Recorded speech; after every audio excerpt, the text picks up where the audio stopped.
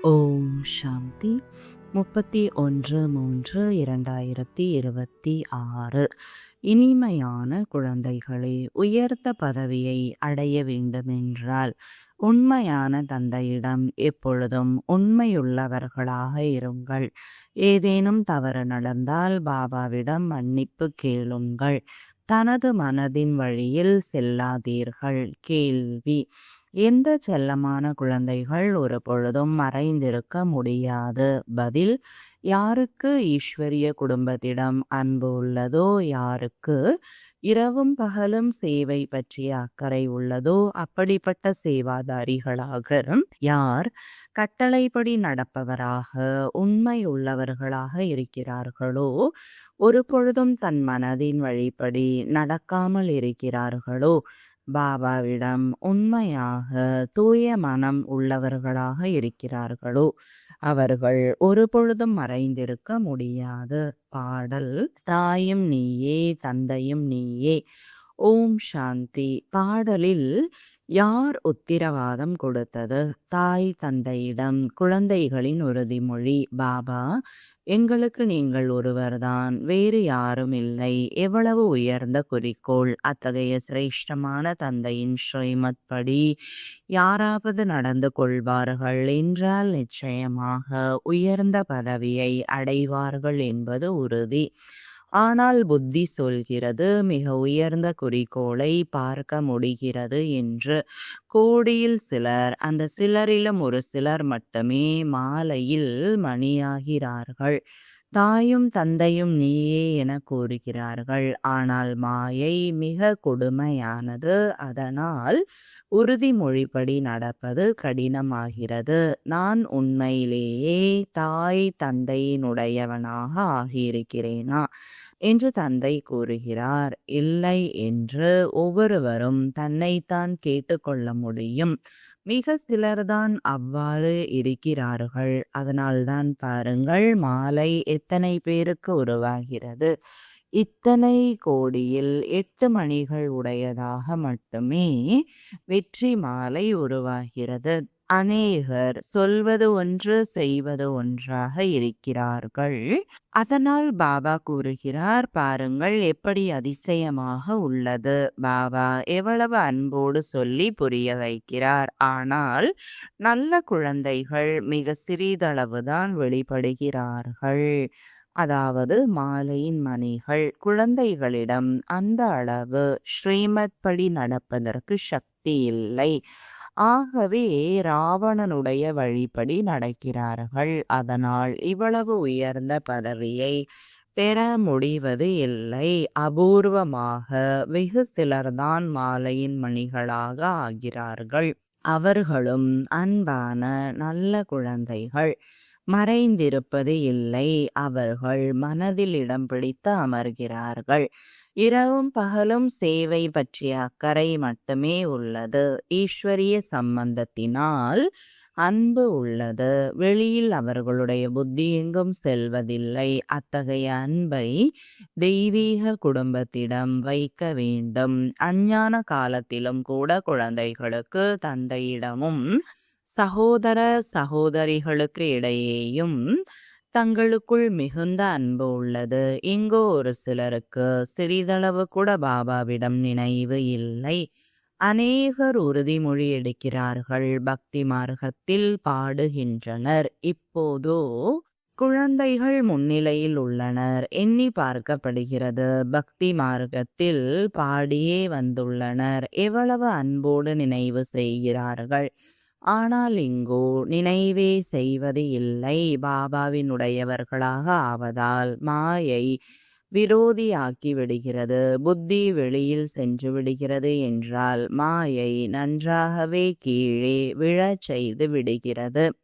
நாம் செய்வது அனைத்தும் கீழே விழுவதற்காகவே செய்கிறோம் என்று அவர்கள் புரிந்து கொள்வது இல்லை. தங்களுடைய வழிப்படி சென்று கீழே விழுந்து கொண்டே இருக்கிறார்கள். நாம் என்ன செய்கிறோம் என்று அவர்களுக்கே தெரியவில்லை. கொஞ்சம் குறைகள் குழந்தைகளிடம் இருக்கிறது தானே. சொல்வது ஒன்று, ஆனால் அவர்கள் செய்வது வேறொன்று. இல்லை என்றால் பாபாவிடமிருந்து எவ்வளவு உயர்ந்த ஆஸ்தி கிடைக்கிறது? உண்மையோடு பாபாவின் சேவையில் எவ்வளவு ஈடுபட்டிருக்க வேண்டும். ஆனால் மாயை மிகவும் துஷ்டத்தனமானது. கோடியில் சிலர்தான் பாபாவை முழுமையாக அறிந்து கொள்கிறார்கள். தந்தை கூறுகிறார், கல்ப கல்பமாக இப்படிதான் நடைபெறுகிறது. முழுமையான உண்மையுள்ளவராக சொல்படி நடப்பவராக இல்லாத காரணத்தால் பாவம் அவர்களின் பதவி அதுபோல ஆகிவிடுகிறது. சொல்லவும் செய்கிறார்கள், பாபா, நாங்கள் ராஜயோகம் கற்றுக்கொண்டு நலனிலிருந்து நாராயணனாக, நாரியிலிருந்து லக்ஷ்மியாக ஆவோம், ராம் சீதாவாக ஆக மாட்டோம். கை உயர்த்தவும் செய்கிறார்கள். ஆனால் நடத்தையும் அதுபோல இருக்க வேண்டும் அல்லவா? எல்லையற்ற தந்தை ஆஸ்தி தருவதற்காக வந்திருக்கிறார். அவருடைய ஸ்ரீமத் படி எவ்வளவு நடக்க வேண்டும். ஆனால் அநேகர் உறுதி எடுத்துக்கொண்டு இருக்கிறார்கள், நாங்கள் ஸ்ரீமத் படி நடக்க மாட்டோம் என்று. அவர்கள் மறைந்திருப்பதில்லை. அதிர்ஷ்டத்தில் இல்லை என்றால் தேக அபிமானம் முதலில் அடி கொடுக்கிறது. பிறகு காமம். காமம் இல்லை என்றால் கோபம், பேராசை உள்ளது. இவை அனைத்துமே விரோதிகள்தான். மோகமும் அத்தகைய ஒரு பொருள் முற்றிலும் அழிவை ஏற்படுத்தி விடுகிறது. பேராசை கூட குறைவானது அல்ல, மிக கடுமையான விரோதி ஆகும். ஒன்றுக்கும் உதவாத பொருளை திருடுவார்கள். அதுவும் பேராசைதானே. திருடுகின்ற மிக அசுத்தமான பழக்கம் உள்ளது. உள்ளுக்குள் மனம் அரித்து கொண்டே இருக்க வேண்டும். நாம் பாவம் செய்து கொண்டே இருக்கிறோம் என்றால் என்ன பதவியை பெறுவோம்? சிவபாபாவின் யஜ்யத்தில் வந்து பாபாவிடம் இத்தகைய காரியத்தை எப்படி செய்ய முடியும்? மாயை மிகவும் தலைகீழான காரியத்தை செய்விக்கிறது. எவ்வளவுதான் சொல்லி புரிய வைத்தாலும் பழக்கம் விட்டு போவதில்லை. சிலர் பெயர் உருவங்களில் சிக்கிக் கொள்கிறார்கள். தேக அபிமானத்தின் காரணத்தினால் பெயர் உருவங்களில் வந்து விடுகிறார்கள். ஒவ்வொரு கிளை நிலையத்தை பற்றியும் பாபாவிற்கு தெரியும் அல்லவா? பாபாவும் என்ன செய்வார்? சொல்லி புரிய வைக்க வேண்டி உள்ளது. எவ்வளவு கிளை நிலையங்கள் பாபாவிடம் எவ்வளவு செய்திகள் வருகின்றன. கவலை இருக்கத்தான் செய்கிறதல்லவா? பிறகு சொல்லி புரிய வைக்க வேண்டியுள்ளது. மாயையும் குறைந்தது அல்ல, மிகவும் தொந்தரவு செய்கிறது. நல்ல நல்ல குழந்தைகளுக்கு சொல்லப்படுகிறது, அதிகமாக பேசுபவர்கள் அதிகமான துக்கத்தை பெறுவார்கள். இங்கோ துக்கத்தின் விஷயம் கிடையாது. கல்பத்திற்கு முன்பும் கூட இது போல நடந்துள்ளது. ஈஸ்வரனுடையவராக ஆகிய பிறகும் கூட மாயைக்கு வசமாக ஆகிவிடுகிறார்கள். ஏதேனும் பாவகர்மம் செய்து விடுகிறார்கள். அதனால் தந்தை கூறுகிறார், அநேக குழந்தைகள் உறுதிமொழி எடுக்கிறார்கள், பாபா, நான் உங்கள் ஸ்ரீமத் படி நிச்சயமாக நடப்பேன் என்று. ஆனால் நடப்பது இல்லை. அதனால் மாலையை பாருங்கள், எவ்வளவு சிறியதாக உருவாகிறது. மற்றதெல்லாம் பிரச்சைகள். எவ்வளவு பெரிய குறிக்கோள். இதில் மனதின் தூய்மை அதிகமாக இருக்க வேண்டும். பழமொழி கூட உள்ளது, உண்மை இருந்தால் மனம் மகிழ்ச்சியில் நடனமாடும். பாபாவுடன் உண்மையுள்ளவர்களாக நடந்து கொள்வார்கள் என்றால் சத்தியுகத்தில் கிருஷ்ணருடன் நாட்டியம் ஆடுவார்கள். சத்தியுகத்தில் கிருஷ்ணரின் நாட்டியம் புகழ் பெற்றது. தெய்வீக நடனம் என்பது ராதை கிருஷ்ணருக்கு தான் காட்டுகின்றனர். பின்னால் ராமலீலையை காட்டுகிறார்கள். ஆனால் நம்பர் 1 ராதை கிருஷ்ணரின் ராசலீலை ஆகும். ஏனென்றால் இந்த சமயம் அவர்கள் தந்தையிடம் மிக உண்மை உள்ளவர்களாக ஆகிறார்கள். ஆகவே எவ்வளவு உயர்ந்த பதவியை பெறுகிறார்கள், அதிகமாக கையை உயர்த்துகிறார்கள். ஆனால் மாயை எப்படிப்பட்டது? உறுதிமொழி எடுக்கிறார்கள் என்றால் அதன்படி நடக்க வேண்டும் அல்லவா? மாயையின் பூதங்களை விரட்ட வேண்டும். தேக அபிமானத்தின் பின்னால் அனைத்து பூதங்களும் ஒட்டிக்கொள்கின்றன. தந்தை கூறுகிறார், ஆத்ம அபிமானம் உடையவராகி தந்தையை நினைவு செய்யுங்கள். அதிலும் கூட அதிகாலையில் அமர்ந்து ஆன்மீக உரையாடல் செய்யுங்கள். தந்தைக்கு மகிமை பாடுங்கள். பக்தி மார்க்கத்தில் நினைவு செய்கிறார்கள், ஆனால் யாருக்கும் மகிமை இல்லை. கிருஷ்ணரை நினைவு செய்வார்கள், புகழ் பாடுவார்கள். வெண்ணெய் திருடினார், அவர்களை விரட்டினார். அகாசுரன் பகாசுரனை கொன்றார், இதை செய்தார் என்றெல்லாம். அவ்வளவுதான், வேறு என்ன சொல்வார்கள்? இவை அனைத்தும் பொய்கள். சிறிதளவு கூட உண்மை என்பது இல்லை. பிறகு என்ன வழி சொல்வார்கள்? முக்தி பற்றியே தெரியாது. இந்த சமயம் முழு உலகத்திலும் ராவண ராஜ்யம் உள்ளது. அனைவரும் இந்த சமயம் தூய்மையற்றவர்களாக உள்ளனர். மனிதர்கள் தீய ஒழுக்கத்தின் பொருளை புரிந்து கொள்ளவில்லை. சத்யுகத்தில் விகாரமற்ற தேவதைகள் இருந்தனர் என்பதை கூட அவர்கள் அறிந்து கொள்ளவில்லை. அனைத்து குணங்களிலும் நிறைந்த 16 கலைகளிலும் முழுமையானவர் என்று பாடவும் செய்கிறார்கள். ஆனால் பிறகு சொல்லிவிடுகிறார்கள், அங்கும் ராவணன், கம்சன், ஜராசந்தன் முதலானோர் இருந்தார்கள் என்று. தூய்மையாகுங்கள் என்று சொல்லப்படுகிறது. அப்பொழுது சொல்கிறார்கள், தேவதைகளுக்கு கூட குழந்தைகள் எல்லாம் இருந்தார்கள் அல்லவா என்று. நீங்கள் தானே பாடுகிறீர்கள், அனைத்து குணங்களிலும் நிறைந்த முழுமையான விகாரமற்றவர்கள் என்று. பிறகு விகாரத்தின் விஷயம் எப்படி இருக்க முடியும்? நீங்களும் விகாரமற்றவர் ஆகுங்கள் என்றால் சிருஷ்டி எப்படி விருத்தியாகும்? குழந்தைகள் எப்படி பிறப்பார்கள் என்று கேட்கிறார்கள். ஆலயங்களில் சென்று புகழ் பாடுகிறார்கள். வீட்டிற்கு வந்ததும் அந்த புகழும் மறந்து போகிறது. நீங்கள் சோதித்து பாருங்கள். வீட்டில் போய் சொல்லி புரிய வைப்பீர்கள் என்றால் ஏற்றுக்கொள்ள மாட்டார்கள். அங்குள்ள விஷயம் அங்கேயே இருந்து விடுகிறது. தூய்மை ஆகுமாறு சொன்னால் சொல்வார்கள், ஐயையோ, இது இல்லாமல் உலகம் எப்படி நடைபெறும்? விகாரமற்ற உலகம் எப்படி நடைபெறுகிறது என்பதை பற்றி அவர்களுக்கு தெரியவே தெரியாது. குழந்தைகள் பாடலையும் கேட்டீர்கள். உறுதிமொழி செய்கிறார்கள், உங்களுடைய வழிப்படி நடப்போம். ஏனென்றால் ஸ்ரீமத் படி நடப்பதால் நன்மை. தந்தையோ சொல்லிக்கொண்டே இருக்கிறார், ஸ்ரீமத் படி நடந்து செல்லுங்கள். இல்லை என்றால் பின்னால் மரணம் ஏற்படும். பிறகு நியாய தீர்ப்பு சபையில் அனைத்தையும் சொல்ல வேண்டியது வரும். தனது வழிப்படி நடந்து, நீதான் இந்த பாவத்தை செய்திருக்கிறாய், பிறகு கல்பமாக கரை படிந்துவிடும்.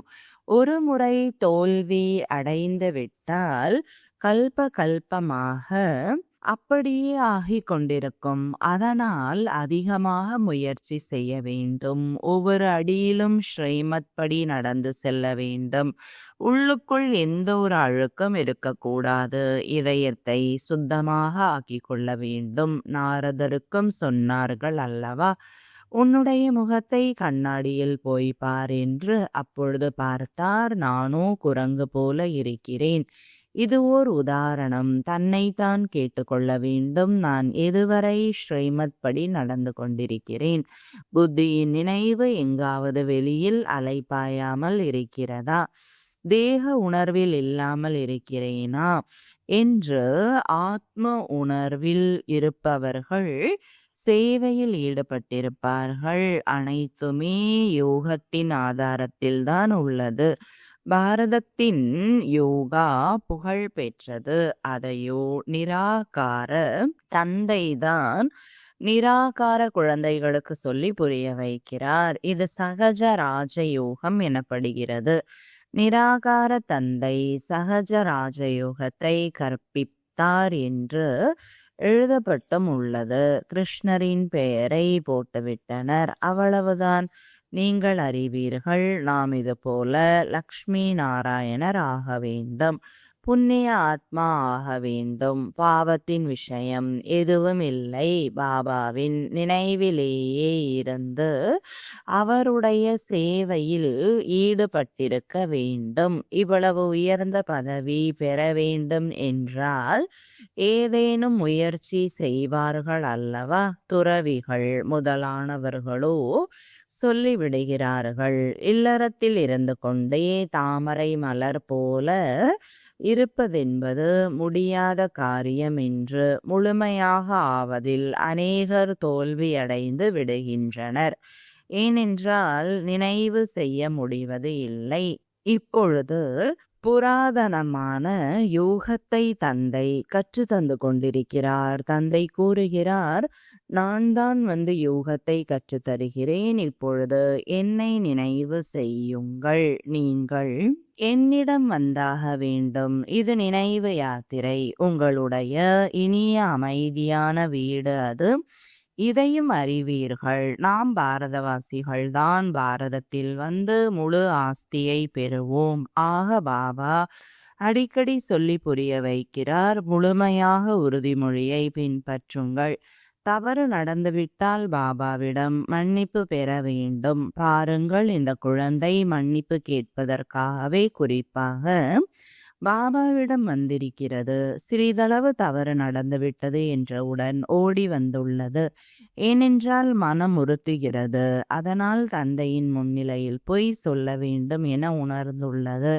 தந்தையின் மீது எந்த அளவிற்கு மரியாதை இருக்கிறது? அநேக குழந்தைகள் இதைவிட அதிகமாக தவறு செய்து கொண்டே இருக்கிறார்கள். தெரிவதே இல்லை. நான் சொல்கிறேன், ஆஹா, குழந்தை மிக நல்லது என்று. சிறிய தவறுக்காக மன்னிப்பு கேட்க வந்துள்ளது. பாபா எப்பொழுதுமே சொல்வது என்னவென்றால், பிழையை சொல்லி மன்னிப்பு கேட்டு கொள்ளுங்கள். இல்லையென்றால் அந்த பாவம் விருத்தியடைந்து கொண்டே போகும். பிறகு கீழே விழுந்து விடக்கூடும். முக்கியமாக யோகத்தினால்தான் காப்பாற்றப்படுவார்கள். அந்த யோகத்தில்தான் மிகவும் குறைவு உள்ளது. ஞானமோ மிக சுலபமானது. இதுவோ ஒரு கதை போன்றதாகும். இன்றிலிருந்து 5000 ஆண்டுகளுக்கு முன்னால் யாருடைய ராஜ்யம் இருந்தது? எப்படி ராஜ்யம் செய்தார்கள்? எவ்வளவு காலம் ராஜ்யம் செய்தார்கள்? பிறகு ராஜ்யம் செய்து செய்து எப்படி விகாரங்களில் சிக்கினார்கள்? யாருமே எதிர்த்து போர் தொடுக்கவில்லை. போர் தொடுப்பதோ பின்னால் வைஷ்யர்களாக ஆன பொழுது. அவர்களிடமிருந்து ராவணன் ராஜ்யத்தை பறித்து கொண்டான். நீங்கள் பிறகு ராவணனை வெற்றி கொண்டு ராஜ்யத்தை அடைகிறீர்கள். இதுவும் பிறருடைய புத்தியில் பதிவது கடினமாக உள்ளது. பாபாவிடம் முழு உண்மையுள்ளவராக சொல்பொடி நடப்பவராக இருப்பவர்களுக்கு மட்டும்தான் அது போல பதிகிறது. அஞ்ஞான காலத்திலும் கூட யாராவது உண்மையுள்ளவர்களாக கட்டளைப்படி நடப்பவர்களாக உள்ளனர். சில வேலைக்காரர்கள் மிகவும் நேர்மையானவர்களாக இருக்கிறார்கள். ₹1,00,000 கீழே கிடந்தால் கூட எடுக்க மாட்டார்கள். முதலாளி சாவிகளை விட்டு சென்று விட்டார், நான் பாதுகாப்பதற்காக அமர்ந்துள்ளேன் என்று கூறுவார்கள். இவ்வாறும் இருக்கிறார்கள். பாபா மிக நன்றாக சொல்லி புரிய வைக்கிறார். விவேகம் கூறுகிறது, இந்த தவறின் காரணத்தினால் மாலையின் மணியாக ஆக மாட்டோம் என்று. பிறகு அங்கே போய் வேலைக்காரர்களாக ஆவார்கள். படிக்காத காரணத்தினால் இந்த நிலைமை ஏற்படும். ஸ்ரீமத் படி நடப்பது இல்லை. தந்தை சொல்லி புரிய வைக்கிறார், உங்களுடைய குறிக்கோள் எல்லாமே யோகத்தினுடையது. மாயை முற்றிலும் மூக்கை பிடித்து நினைவு செய்ய விடாதவாறு ஆக்கிவிடுகிறது. நினைவு இருக்குமானால் சேவை மிக நன்றாக இருக்கும். பாவங்கள் பற்றிய பயம் இருக்க வேண்டும். எப்படி இந்த குழந்தையோ மிக நல்ல குழந்தை. உண்மை என்றால் இது போல இருக்க வேண்டும். நல்ல நல்ல குழந்தைகளை விட இதன் பதவி நன்றாக இருக்கும். மேலும் யார் சேவை செய்து கொண்டிருக்கிறார்களோ அவர்கள் எங்காவது சிக்கிக் கொண்டிருப்பார்கள். எதையும் சொல்வது இல்லை, சொல்வதால் விடுவதும் இல்லை. பாடலிலோ பாருங்கள், உறுதி எடுத்துக் கொள்கிறார்கள். எது நடந்தாலும் ஒரு பொழுதும் இதுபோல பிழை செய்ய மாட்டோம் என்று. முக்கியமான விஷயம் தேக அபிமானம். தேக அபிமானத்தினால்தான் பிழைகள் நடக்கின்றன. அநேகர் தவறுகள் செய்கிறார்கள். அதனால் எச்சரிக்கை தரப்படுகிறது. பாபாவின் வேலை சொல்லி புரிய வைப்பது. புரிய வைக்கவில்லை என்றால் சொல்வார்கள், எங்களுக்கு சொல்லவில்லை என்று. இதை பற்றி ஒரு கதை கூட உள்ளது. தந்தையும் கூறுகிறார், குழந்தைகளே, எச்சரிக்கையாக இருங்கள். இல்லை என்றால் மிகுந்த தண்டனை அடைய நேரிடும். பிறகு எங்களுக்கு ஏன் சொல்லவில்லை என்று கேட்கக்கூடாது. பாபா தெளிவாக சொல்கிறார், கொஞ்சம் பாவம் செய்தாலும் அதுவே அதிகமாக விருத்தி அடைந்து விடுகிறது. பிறகு பாபாவிற்கு முன்பு தலையை கூட நிமிர்த்த முடியாது. பொய் சொல்வதால் என்ன ஒரு அவமானம் என்று வெட்கப்பட வேண்டும். சிவபாபா நம்மை எங்கே பார்க்க போகிறார் என்று நினைக்க கூடாது. அஞ்ஞான காலத்திலும் கூட அவர் அனைத்தையும் அறிந்துள்ளார். அதனால்தான் பாவம் மற்றும் புண்ணியத்திற்கான பலனை தருகிறார். தெளிவாக கூறுகிறார், நீங்கள் பாவம் செய்வீர்கள் என்றால் உங்களுக்காக மிக கடுமையான தண்டனை காத்திருக்கிறது.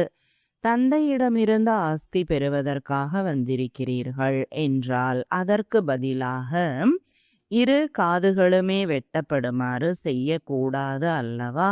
அவர்கள் சொல்வது ஒன்று, ஆனால் நினைவு செய்வது வேறொருவரை. பாபாவை நினைவு செய்யவில்லை என்றால் அவர்களது நிலை என்னவாகும் சொல்லுங்கள். உண்மையானதை உண்பது, உண்மையை பேசுவது, உண்மையானதை உடுப்பது, இதெல்லாம் இப்போதைய விஷயம்தான். இப்பொழுதுதான் பாபா வந்து கற்றுத்தருகிறார் எனும்போது அவரிடம் ஒவ்வொரு விஷயத்திலும் உண்மையானவர்களாக இருக்க வேண்டும். அப்படிப்பட்ட உண்மையுள்ள கட்டளைப்படி நடக்கின்ற குழந்தைகளுக்கு பாப்தாதாவின் அன்பு நினைவுகள் மற்றும் காலை வணக்கம். ஆன்மீக குழந்தைகளுக்கு ஆன்மீக தந்தையின் வணக்கங்கள். ஆன்மீக தந்தைக்கு ஆன்மீக குழந்தைகளின் அன்பு நினைவுகளும் வணக்கங்களும். தாரணைக்கான முக்கிய சாரம்: உண்மையுடன் பாபாவின் சேவையில் ஈடுபட்டிருக்க வேண்டும். முழு உண்மை உள்ளவர்களாக, கட்டளைப்படி நடப்பவர்களாக ஆக வேண்டும். ஈஸ்வரிய குடும்பத்திடம் உண்மையான அன்பு வைக்க வேண்டும். இரண்டாவது, ஸ்ரீமத்தில் மனதின் வழியை அல்லது ராவணனுடைய வழியை கலக்கக்கூடாது. ஒரு பாபாவை தவிர வேறு யாரும் இல்லை. இந்த மன உறுதியில் திடமாக இருக்க வேண்டும். இதயத்தை சுத்தமாக, பவித்திரமாக ஆக்க வேண்டும். இனிமையான குழந்தைகளே, தங்களிடம் உறங்கிக் கொண்டிருக்கும் அதிர்ஷ்டத்தை எழுப்புவதற்காக பாபாவிடம் வந்திருக்கிறீர்கள். அதிர்ஷ்டத்தை எழுப்புவது என்றால் உலகத்திற்கு எஜமானர்கள் ஆவது. வரதானம்: ஆத்மீகத்தின் நறுமணத்தின் ஆதாரத்தில் அனைவருக்கும் பரமாத்மாவின் செய்தியை கொடுக்கக்கூடிய உலக நன்மை செய்யக்கூடியவர் ஆகுக. விளக்கம்: ஆத்மாவின் அனைத்து சக்திகளையும் சுயத்தில் தாரணை செய்து கொண்டீர்கள் என்றால் ஆன்மீக நறுமணம் சுலபமாகவே அநேக ஆத்மாக்களை உங்கள் பக்கம் கவர்ந்திழுக்கும். எப்படி மனதின் சக்தி மூலமாக இயற்கையை தமோ பிரதான நிலையிலிருந்து சத்தோ பிரதானமாக ஆக்குகிறீர்களோ, அதே போல உங்களுக்கு முன்னால் வர முடியாமல் இருக்கும் உலகத்தின் மற்ற ஆத்மாக்களுக்கும் தூரத்தில் இருந்தபடியே உங்களது ஆத்ம சக்தி மூலமாக தந்தையின் அறிமுகம் அல்லது முக்கிய செய்தியை கொடுக்க முடிந்தவர்களாக இருப்பீர்கள். இந்த சூட்சும எந்திரத்தை தீவிரப்படுத்துங்கள். அப்பொழுது அநேக துடித்து கொண்டிருக்கும் ஆத்மாக்களுக்கு உயிர் பிச்சை கிடைக்கும். மேலும் நீங்கள் உலக நன்மை செய்யக்கூடியவர் என்று அழைக்கப்படுவீர்கள். ஸ்லோகன்: உங்களிடம் தூய்மையான மற்றும் சிறந்த எண்ணங்களை வெளிப்படையாக வைத்திருந்தீர்கள் என்றால் வீணானது இயல்பாகவே உள்ளடங்கி போய்விடும். அவ்யக்த சமிஞ்சை: நம்பிக்கையின் அஸ்திவாரத்தை பலப்படுத்தி எப்பொழுதும் பயமற்றவராகவும் கவலையற்றவராகவும் இருங்கள். எந்த நேரத்திலும் எந்த ஒரு நிலைமை வந்தாலும் தந்தையை துணையாக ஆக்கிக் கொண்டீர்கள் என்றால், நான் தனியாக இல்லை, என்னுடன் விசேஷமான சக்தி இருக்கிறது என்பதை அனுபவம் செய்வீர்கள். எங்கு தந்தை இருக்கிறாரோ அங்கு எவ்வளவுதான் புயல்கள் வந்தாலும் அவை பரிசாக ஆகிவிடும். நம்பிக்கை புத்தி உடையவர்கள் வெற்றி அடைவார்கள். இந்த பட்டத்தின் மூலமாக வெற்றியாளராகுங்கள் மற்றும் வெற்றியின் வருடத்தை கொண்டாடுங்கள். ஓம் சாந்தி.